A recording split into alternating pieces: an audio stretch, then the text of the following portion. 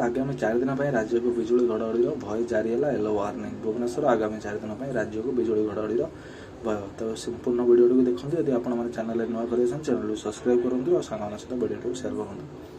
चलते डेरी नक खबर को नजर पकड़ा। जारी है येलो वार्निंग बिजुली घड़घड़ी सह पवन बेग 30-40 किलोमीटर रहीपे।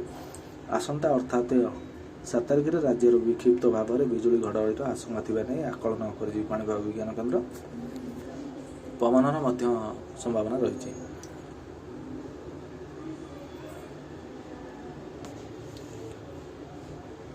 तो वर्तमान बड़ खबर आज सुना केते कमिला जानतु। आज भारतीय बजार 24 कैरेट सुना 69,600 टଙ୍କା रही। सेपरी 22 कैरेट सुना दर 51,300 टଙ୍କା छुई। सेपरी राजधानी भुवनेश्वर 24 कैरेट सुना मूल्य 10 ग्राम पिछा 69,600 टଙ୍କା रही बेले 22 कैरेट सुनार मूल्य 91,300 टଙ୍କା को पहुंची। मुंबई में 24 कैरेट मूल्य 69,600 टଙ୍କା 22 कैरेट मूल्य 91,300 टଙ୍କା रही। सेहीपरि नुआदिल्ली में 24 कैरेट 69,450 टଙ୍କା और 22 कैरेट 91,450 टଙ୍କା रही।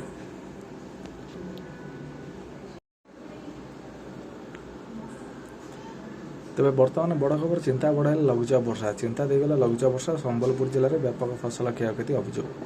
चिंता देगला लघुचाप वर्षा संबलपुर जिले में व्यापक फसल क्षयक्षति अभियोग। जिलार समस्त 9टी जाक ब्लक चाषी निद हजि जाए। भल भाव देखते किभली सुनार फसल माटी लुटी पानी भिजी धान गजा होगा। धार कर्ज कर चाषी एवं वर्षकर गुजराण किभली मेटाइब चिंतार रही। सरकार अतिशीघ्र सहायता जोगाई निवेदन कर चाषी।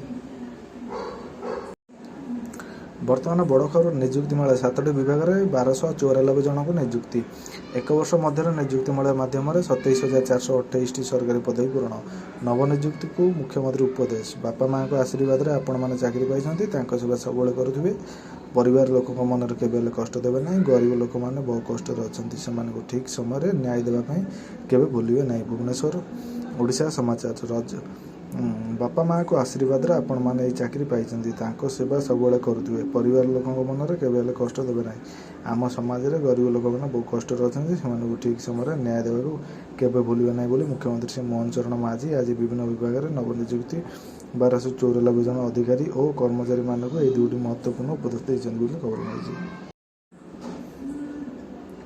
तो वर्तमान बड़ खबर राज्यर विभिन्न जिले में वज्रपात सह वर्षा संभावना। शुक्रवार अपराह्न सुधा किसी स्थान वज्रपात सह हल्का वर्षा संभावना रही। बालेश्वर भद्रक जाजपुर केन्द्रापड़ा कटक जगतसिंहपुर मयूरभंज सुंदरगढ़ गंजाम गजपति पुरी नवरंगपुर अनुगुल बौद्ध कलाहांडी आदि जिले में घंटा प्रति 400-50 किलोमीटर बेगर पवन बहर संभावना रही। तेणु यही सब जिला गुड़िक आंचलिक पाणीपाग विज्ञान केन्द्र पक्षर येलो वार्निंग जारी कर। अन्य 15 जिले में घंटा प्रति 30-40 किलोमीटर बेगर पवन बहवा नहीं येलो वार्निंग रही। आसंता 7-10 तारिख मध्य राज्यर विभिन्न स्थान में उष्ण आर्द्र अवस्था नहीं पाणीपाग विज्ञान पक्षर सतर्क सूचना जारी कर।